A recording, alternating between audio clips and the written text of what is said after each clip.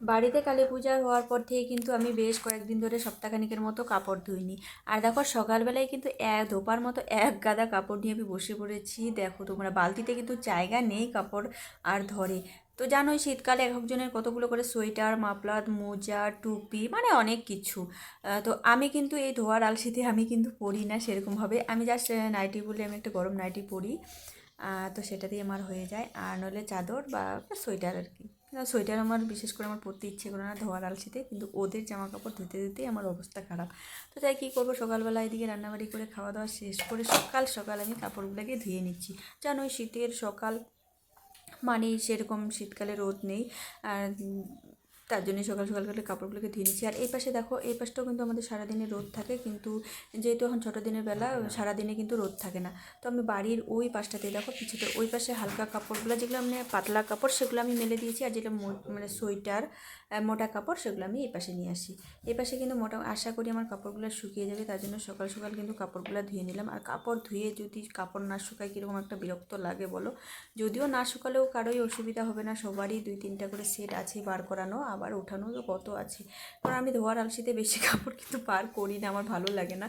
আর যখন কোথাও যাবে তখন তো বার করতেই হবে। এদিকে দেখো রণদীপেরও স্নান করিয়ে দিয়েছি, ওকে স্নান করিয়ে দিয়েই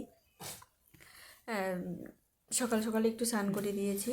আজকে ওর স্কুল মানে ভাবছিলাম স্কুলে খেলা হবে, স্কুলে যাওয়ার কথা ছিল, কিন্তু না আজকে হবে না, কালকে হবে 20 তারিখে। তো এদিকে দেখো আমার যে ছোট্ট নার্সারি বাগানটা আমার না রাজদীপের, তো ওই যত্ন করে। দেখো প্রতিটা ফুল গাছে কিন্তু করি আসে। আর এই দেখো চন্দ্রমল্লিকা ফুল, মানে এত ভালো লাগে না কি বলবো।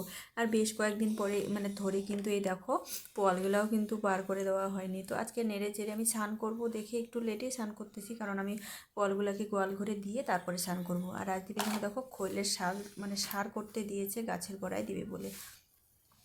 তো যাকে বলেছিলাম ধনেপাতা বাটা খাবো, তাই দেখো কতগুলো ধনেপাতা এনে দিয়েছে। আর রাজদীপ আচার খাবে বলে জলপাই পাড়াই মানে এক্ষুনি গাছ থেকে পাড়িয়ে নিয়ে আসলো। দেখো জলপাইয়ের থেকে জলপাইয়ের ডাঁটাগুলো অনেক বেশি বড় বড়, আর জলপাইয়ের সাইজটা একদমই ছোট হয়ে গেছে। এখন জানো এখন বাজ না, কারণ জলপাই নেই গাছে। 2-1টা জলপাই আছে এই দেখো ডালে ডালে, তাও আবার পাখিগুলো খাচ্ছে। তো চলো এদিকে জলপাইগুলো আজকে আর আচার দিব না, কাল পরশুর মধ্যে দিয়ে দিব রোদ থাকলে। আর যেহেতু আজকে কিন্তু রোদ বেশ মোটামুটি রোদ ভালোই ওঠে। তো রাজদীপ গেছে গরুকে জল খাওয়াতে, তো আমিও যাচ্ছি। চলো আমি বালতি নিতে আসছি, দেখি রাজদীপ 2টো বালতি নিয়ে 2 বোনের জন্য নিয়ে আসছে। তাহলে তোমাদের সঙ্গে একটু শেয়ার করে। আমার লক্ষ্মী ছেলে অনেক কাজ করে সারাদিনে, মানে কথা শুনে, যেহেতু এখন স্কুল টিউশন বন্ধ, স্কুলে যেতে পারতেছে না, মানে বন্ধ রেজাল্টের অপেক্ষা। তো তার জন্যে কিন্তু অনেক কাজ করে, হেল্প করে। আর রাজদীপের বাবা গেছে ধূপগুড়িতে, তার জন্যই আমাদের মা ছেলের উপর দায়িত্ব। আর এদিকে দেখি কাপড়গুলো একদম শুকিয়ে গেছে। এটা কিন্তু ওই এখন বাজে 3টা কি 3:30টার মতো বাজে, আর আমার মানে সমস্ত কাপড় কিন্তু শুকিয়ে গেছে। দেখো কত মোটা মোটা সোয়েটার শুকিয়ে গেছে, কারণ মাঝখানে আমি 2বার উল্টিয়ে পাল্টিয়ে দিয়েছিলাম কাপড়গুলো, তাহলে তাড়াতাড়ি শুকিয়ে যায়। দেখো সমস্ত কাপড় কিন্তু শুকিয়ে গেছে। তো ভাবলাম যে চলো একবারে উঠিয়ে নিয়ে যাই। আর একটু পরে সূর্য ডুবে গেলে কিন্তু তখন কিন্তু কাপড় ঠান্ডা হয়ে যাবে, মনে হবে না যে আর কাপড় শুকিয়ে গেছে, কিন্তু এরকমই মনে হয় শীতকালের বিকালে। তাড়াতাড়ি কাপড়গুলো না শুকিয়ে ভাঁজ করে রাখলে ঠান্ডা ঠান্ডা হয়ে যায়, মনে হবে যে আর শুকায়নি। মানে খাইয়ে শেষ করতে পারতেছি না। আর দেখো পেঁয়াজগুলো প্রতিটা পেঁয়াজের গাছ হয়ে গেছে, তো আমি এগুলো বুনে দিব এখন বিকালবেলা। তো আরও কটা বুনেছি। তো জানো এখন সবজি রসুন পেঁয়াজ থাকলে বাড়িতে মানে গাছ হয়ে যায়, আলু। তো দেখো বুনে দিব, পাতা খাওয়া যাবে চচ্চড়িতে। এগুলো হবে গাছ হবে, দেখতে হচ্ছে না গাছ হচ্ছে। নিজের হাতে এভাবে সবজি বুনে খেতে কিন্তু আমার ভীষণ ভালো লাগে। প্রতি বছরে আমি এরকম করে পেঁয়াজ রসুন তো লাগাই, পেঁয়াজও দেখো পেঁয়াজ কলি খেতে ভীষণ ভালো লাগে।